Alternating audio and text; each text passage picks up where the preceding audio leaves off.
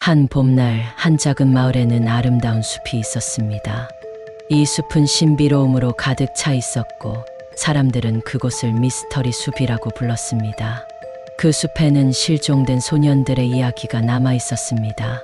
첫 번째로 실종된 소년은 이름이 민준이었습니다. 민준은 호기심이 많은 소년으로 어느 날 그는 혼자서 미스터리 숲으로 들어갔습니다.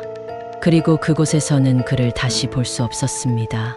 사람들은 민준이가 숲에서 무슨 일이 일어났는지 알 수 없었습니다. 두 번째로 실종된 소년은 성민이었습니다. 성민은 용감한 소년으로 민준이의 실종 사건을 듣고도 그는 미스터리 숲으로 들어갔습니다.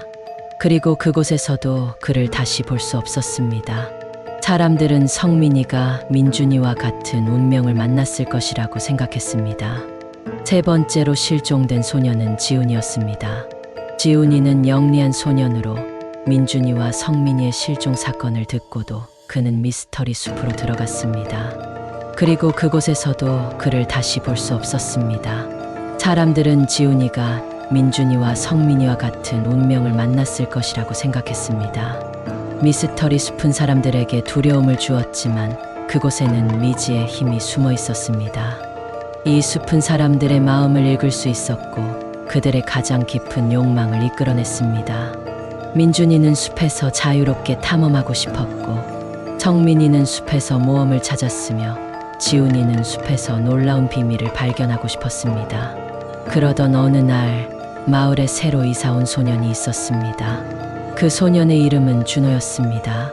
준호는 미스터리 숲에 대한 이야기를 듣고도 호기심을 느끼지 않았습니다. 그는 그저 평범한 일상을 즐기고 싶었습니다. 하지만 어느 날 준호는 우연히 미스터리 숲에 들어가게 되었습니다. 그리고 그곳에서는 민준이, 성민이, 지훈이와 마주치게 되었습니다. 그들은 놀라움과 기쁨에 가득 차 있었습니다. 그리고 그들은 준호에게 미스터리 숲의 비밀을 알려주었습니다.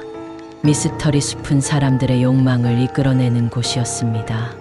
그곳에 들어간 사람들은 자신의 가장 깊은 욕망을 이루기 위해 미스터리 숲의 힘을 빌렸습니다. 그리고 그들은 그 힘을 이용해 자신의 욕망을 이루었습니다.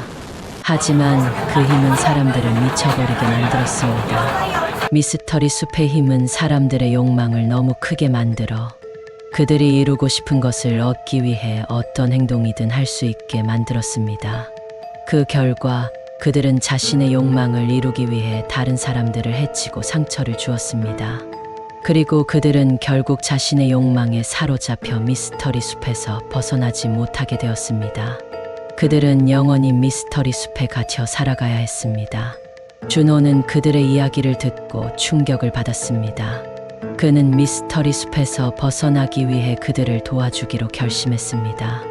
그는 미스터리 숲의 힘을 이용해 그들을 해방시키고 마을의 평화를 되찾았습니다.